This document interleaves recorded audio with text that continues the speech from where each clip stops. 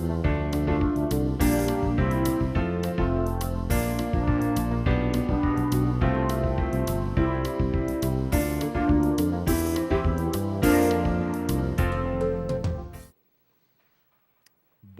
encore une fois à tout le monde et bonjour spécialement à ceux qui nous suivent à la télévision. Plaisir de vous retrouver. La dernière fois que nous étions ensemble, on s'est laissé remplir le cœur par l'Esprit Saint qui donne à l'Église des débuts de pouvoir dire l'Évangile dans les langues de ce temps, dans un langage nouveau.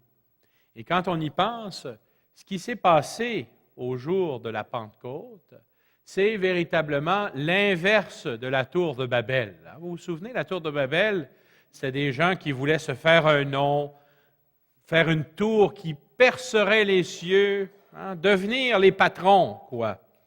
Et Dieu était obligé de venir descendre pour voir la tour, petite ironie. Et là, Dieu ne voulait pas l'uniformité. Il ne voulait pas que tout le monde fasse la même chose, parle le même langage. Il voulait une unité dans la diversité. Et c'est pour ça qu'il a répandu tout le monde sur la terre dans différentes langues. Et ce qui se passe à la Pentecôte, c'est exactement le rêve de Dieu qui prend forme, parce que l'Esprit de Dieu habite le cœur de l'Église. Et c'est ainsi que on n'est pas obligé d'apprendre une autre langue. C'est Dieu qui vient nous parler à travers des témoins dans notre propre langue. C'est beau pour nous qui recevons la parole de Dieu, j'espère.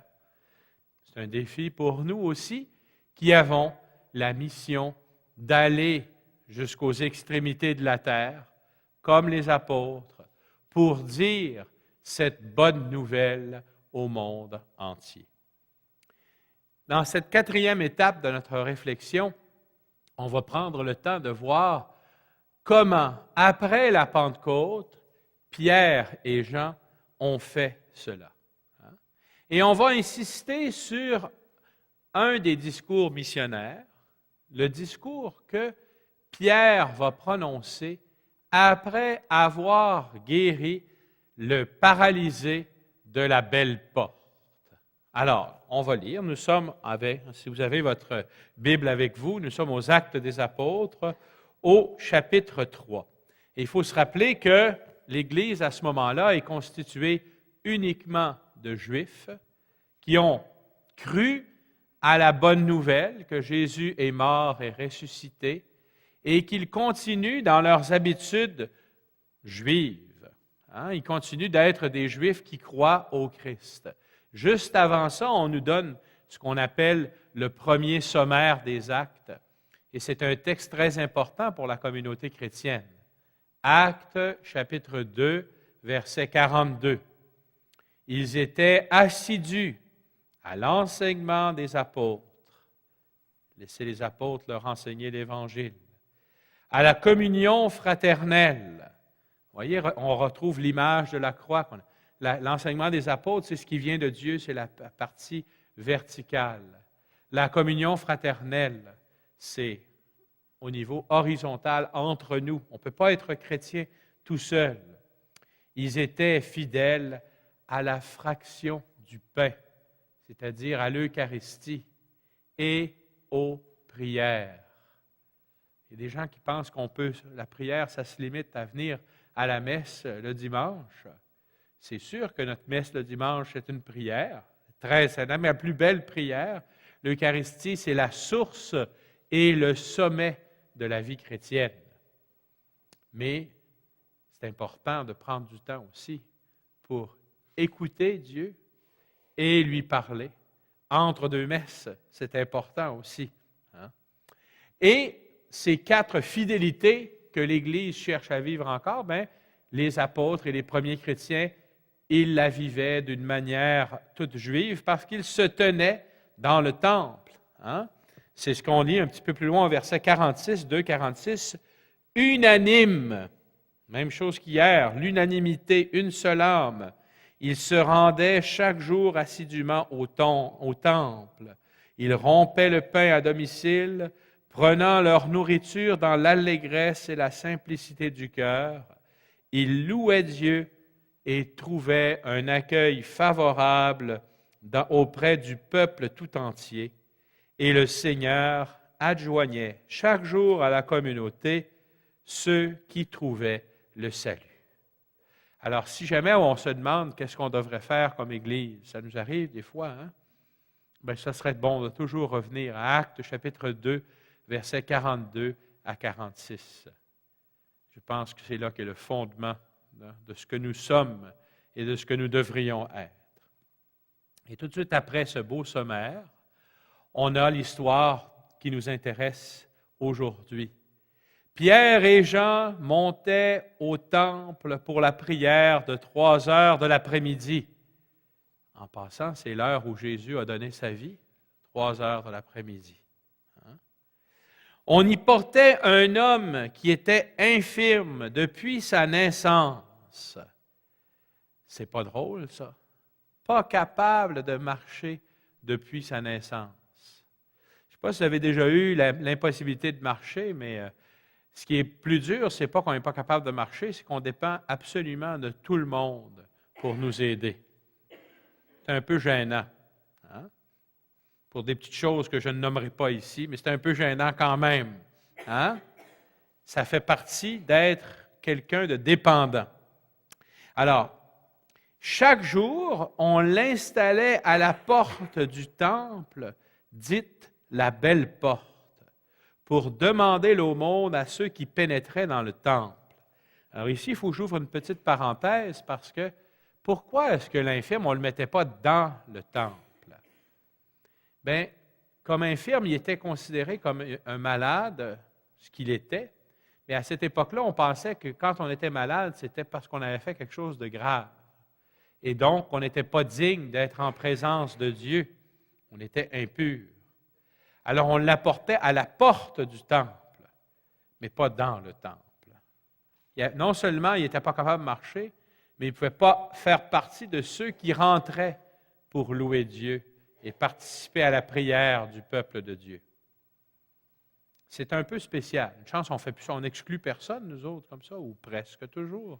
Des fois, ça nous arrive d'exclure des gens aussi. Attention à ce qu'on fait, je pense. Hein? Alors, nous continuons notre lui, il est porté, mais sa marche s'arrête devant le temple. Voici que 2 autres personnes montent, Pierre et Jean. Donc, c'est 2 montées qui se rencontrent.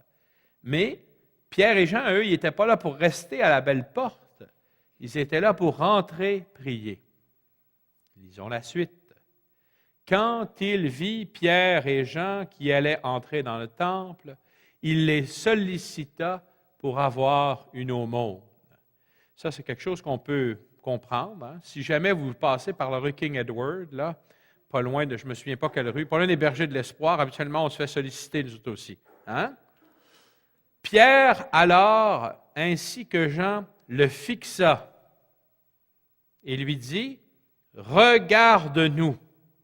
Ça ne nous fait pas penser à quelque chose qui s'est passé à l'Ascension. On a dit 5 fois le regard hier. Hein?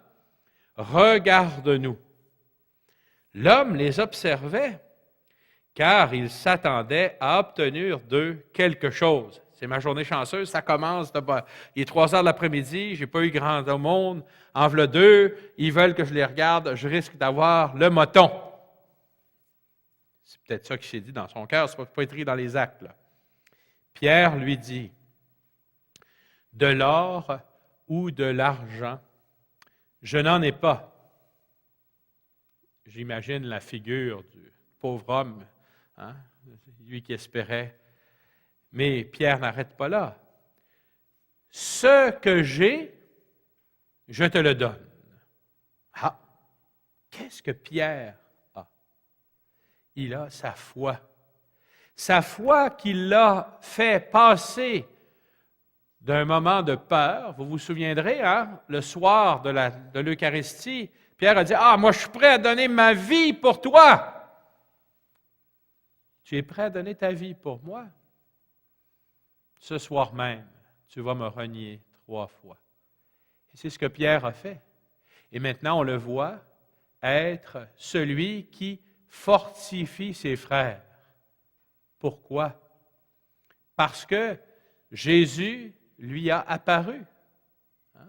Quand les disciples d'Emmaüs reviennent à Jérusalem, c'est pas eux qui racontent leur histoire d'abord.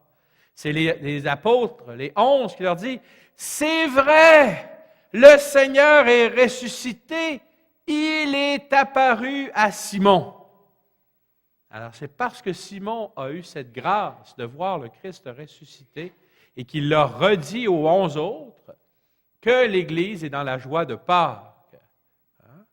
Et c'est pour ça qu'il est là maintenant, debout devant cet homme et qui peut dire « Ce que j'ai, je te le donne. » Ce que j'ai, c'est une expérience de pardon, une expérience d'être relevé. Pas parce que moi je le méritais, mais parce qu'un jour, Jésus a monté dans ma barque, il m'a demandé de l'aider à proclamer l'Évangile. Quand il a eu fini d'enseigner les foules, il m'a dit « Avance en profondeur et jetez les filets. » J'ai pris une foule de poissons et ce jour-là, Jésus m'a dit « Ne crains pas. » Je lui avais dit « Éloigne-toi de moi, je suis un homme pécheur. » « Ne crains pas, dit Jésus. Désormais, tu captureras des hommes et femmes, anthropos, pour leur rendre la vie. Ça faisait partie de notre méditation d'octobre 2010, si vous vous rappelez. Et non seulement ça, je l'ai suivi pendant 3 ans, pourrait dire Pierre. Et même après avoir été faible, même après avoir été incapable de le suivre jusqu'à la croix, lui m'a relevé. Alors, demandons, rendons grâce au Seigneur parce que Pierre est là devant cet homme. Alors, ce que j'ai, je te le donne. Au nom de Jésus-Christ le Nazoréen, marche! Et le prenant par la main droite, il le fit lever. Il le fit lever, ça veut dire il le ressuscita. C'est le même verbe. Il le fit lever, il le ressuscita. Et le prenant par la main, à l'instant même, les pieds et les chevilles de l'homme s'affermirent. D'un bond, il fut debout et il marchait. Moi, je ne serais pas capable de faire ça. Être assis là, sur le plancher, là, même si quelqu'un me prenait par la main, faire un bond, j'aurais bien de la misère. Ça prendrait un gros bond. Bon. Mais imaginez, là, rappelons-nous, cet homme était infirme depuis sa naissance. Il n'avait jamais marché. Et voici que, parce que Pierre lui donne ce qu'il a, il est d'un bond debout, ses jambes et ses chevilles sont fortifiées, il peut marcher. Ce n'est pas écrit dans le livre, mais je vois déjà les larmes sur ses joues. Ce n'est pas des larmes de peine, c'est des larmes de joie. Et je me rappelle ce que dit un père de l'Église. La gloire de Dieu, c'est l'homme debout. La gloire de Dieu, c'est l'homme debout. Cette émission a été rendue possible grâce à vous. Foi et Télévision chrétienne apprécie énormément votre soutien spirituel et temporel. Si vous ne faites pas encore partie du réseau de soutien de Foi et Télévision chrétienne, nous vous invitons à faire parvenir votre contribution à l'adresse indiquée à l'écran. Que le Seigneur, qui ne se laisse pas vaincre en générosité, vous le rende au centuple.